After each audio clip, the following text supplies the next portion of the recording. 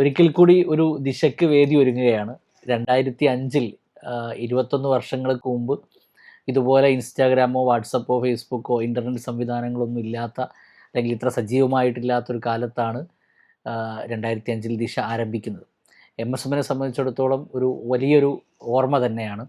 2005 ദിശ പ്രോഗ്രാമിന് നേതൃത്വം നൽകിയതിൽ പ്രധാനപ്പെട്ട ഒരാളാണ് അന്ന് MSMൻ്റെ ജോയിൻറ്റ് സെക്രട്ടറി ആയിരുന്ന യാസർക്കാണ് നമ്മുടെ കൂടെ ഉള്ളത്.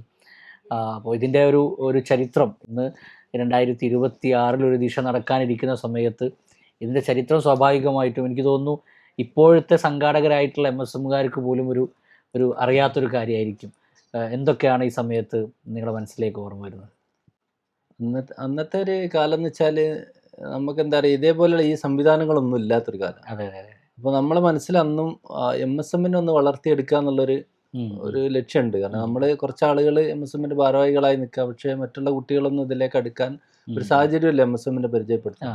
മുമ്പ് ഇതേപോലെ കഴിഞ്ഞ എൻ്റെ ഒക്കെ ചെറുപ്പകാലത്തുണ്ടായത് 1993 അന്നത്തെ MSM ഇതേപോലെ ഒരു പ്രോഗ്രാം സംഘടിപ്പിച്ചു. ദിശ എന്നുള്ള ദിശ അല്ല, അന്ന് ചലനം ആർട്സ് ആൻഡ് സ്പോർട്സ് ക്ലബ്ബ് എന്നുള്ള പേരിൽ ഒരു പരിപാടി ആദ്യം ഒരു സ്പോർട്സ് നടത്തി. പിന്നെ ഇതേപോലെയുള്ള ഒരു കലാപരിപാടികളൊക്കെ രാത്രി നമ്മളെ ഡോക്ടർ മുബഷീർ സാഹിബിന്റെ മുറ്റത്തായിരുന്നു അന്ന്. ഇപ്പോഴുള്ള ആ വീട്ടിന്റെ അടുത്ത് സ്റ്റേജൊക്കെ കെട്ടിയിട്ട് നല്ല വലിയൊരു പ്രോഗ്രാം.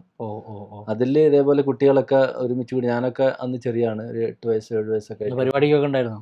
പരിപാടിയൊക്കെ ഉണ്ട്. അന്നത്തെ മാർച്ചിങ് സമയത്ത് പങ്കെടുത്തിട്ട് ആ ഒരു ഇതിലാണ് നമ്മളൊക്കെ MSMനെ അറിഞ്ഞു തുടങ്ങി.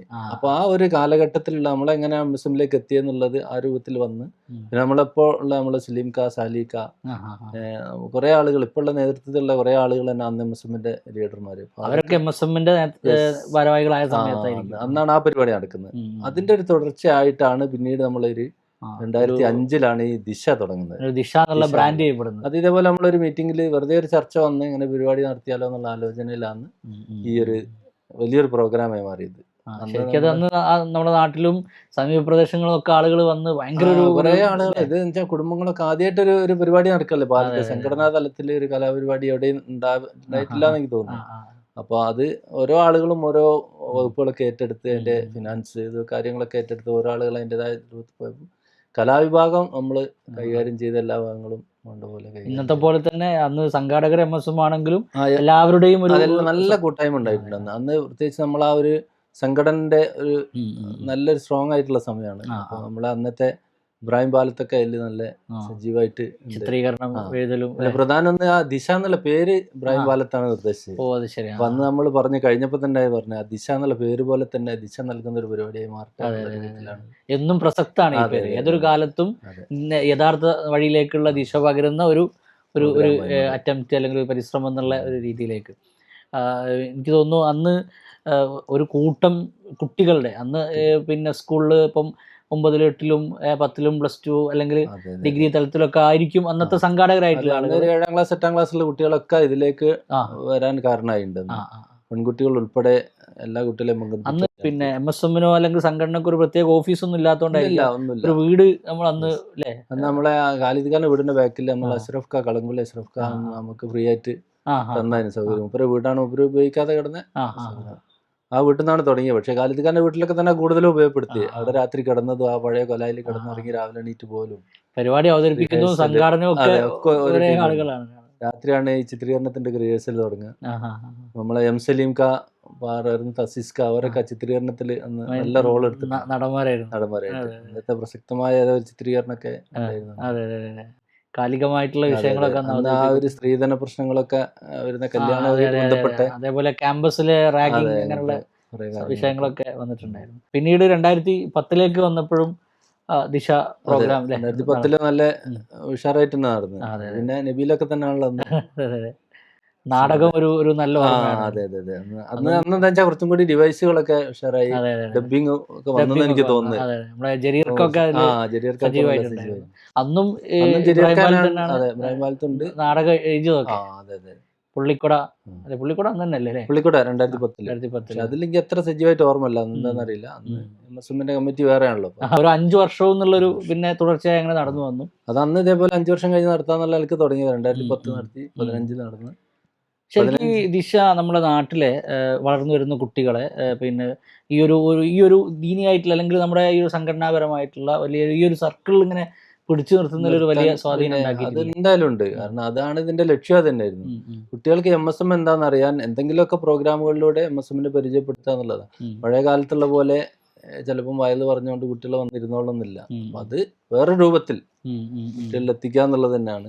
ധാർമ്മിക ബോധം ഉണ്ടാകുന്ന പരിപാടികൾ തന്നെയാണ് അതിലൊക്കെ കയറിയത്.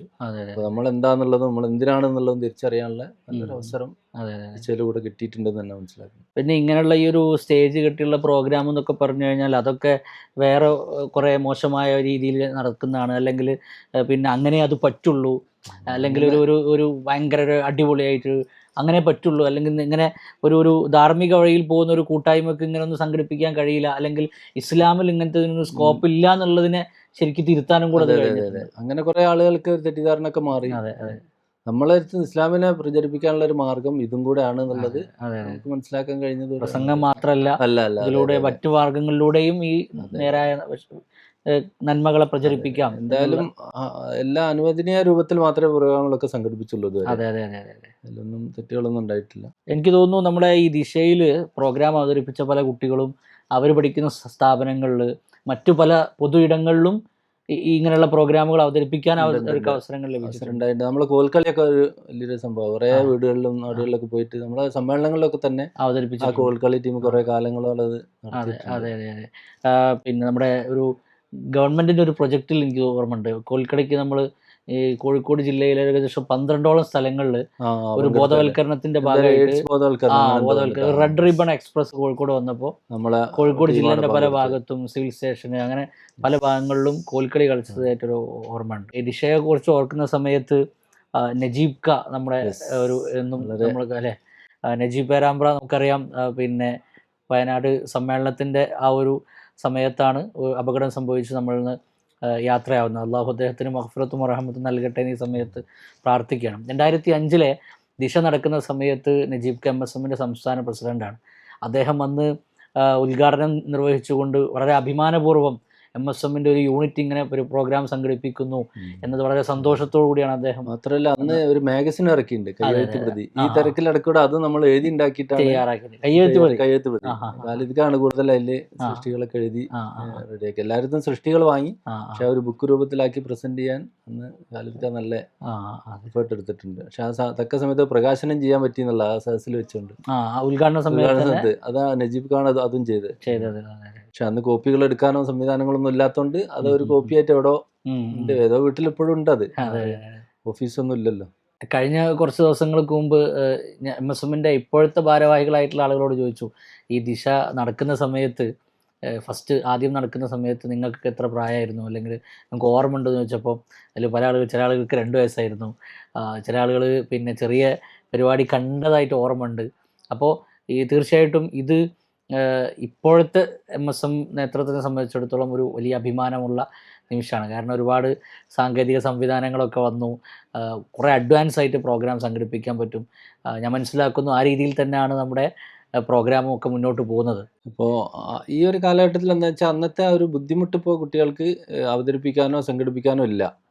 പക്ഷേ കുട്ടികൾ ഇതേപോലെ നമ്മൾ ആ ഒരു ഇതുമായിട്ട് കൂടുതൽ അടുക്കാനുള്ള ഒരു അവസരം ഈ ദിശയിലൂടെ കിട്ടും എന്നുള്ളത് കൊണ്ട് തന്നെ രക്ഷിതാക്കളൊക്കെ ഇതിനോട് നല്ല സഹകരണമാണ്. എല്ലാ രക്ഷിതാക്കളും ഈ കുട്ടികളെ പെട്ടെന്ന് തന്നെ നമുക്ക് വിട്ടു തന്നിട്ടുണ്ട്. ഇപ്പോഴത്തെ MSMന്റെ ബാച്ചും വളരെ ആക്റ്റീവായിട്ട് തന്നെയാണ് ഇപ്പോൾ ഈ ഒരു പരിപാടിക്ക് മുമ്പോട്ട് വന്നത്. അപ്പോൾ അവർക്ക് കുറച്ചും കൂടി ആ ഒരു ഇതിൻ്റെ മൂവ്മെൻറ്റിലേക്ക് എത്തണമെങ്കിൽ ഈ ദിവസങ്ങളുണ്ട്. അവർ നല്ല രൂപത്തിൽ തന്നെ അതിനെ മുമ്പോട്ട് കൊണ്ടുപോകുന്നതാണ് മനസ്സിലാക്കുക. കഴിഞ്ഞ കുറേ ദിവസങ്ങളായി നമ്മളെ പാത്വേ സെൻറ്റർ വളരെ സജീവമാണ്. രാവിലെ 10 മണിക്ക് തുടങ്ങി രാത്രിയൊക്കെ സജീവമായിട്ട് ചെറിയ കുട്ടികളെയും മുതിർന്ന കുട്ടികളൊക്കെ കലാപരിപാടികളുടെ പ്രാക്ടീസും കാര്യങ്ങളൊക്കെ ആയിട്ട് മുന്നോട്ട് പോവുകയാണ്. തീർച്ചയായിട്ടും മെയ് 14 നടക്കുന്ന ദിശ 2026 നമ്മുടെ നാടിനെ സംബന്ധിച്ചിടത്തോളം ഒരു വലിയൊരു വൈജ്ഞാനിക കലാവിരുന്ന് തന്നെ ആയിരിക്കും എന്ന് തന്നെയാണ് നമുക്ക് ഉത്തമ ബോധ്യമുണ്ട്. അത് ആ രീതിയിൽ നടത്താൻ നമ്മുടെ പ്രിയപ്പെട്ട MSMന്റെ സുഹൃത്തുക്കൾക്ക് കഴിയട്ടെ എന്ന് ആത്മാർത്ഥമായിട്ട് പ്രാർത്ഥിക്കുകയാണ്. അതുപോലെ തന്നെ നിങ്ങളെല്ലാവരെയും വളരെ സ്നേഹത്തോടു കൂടി ഈ ഒരു പ്രോഗ്രാമിലേക്ക് ക്ഷണിക്കുകയാണ്.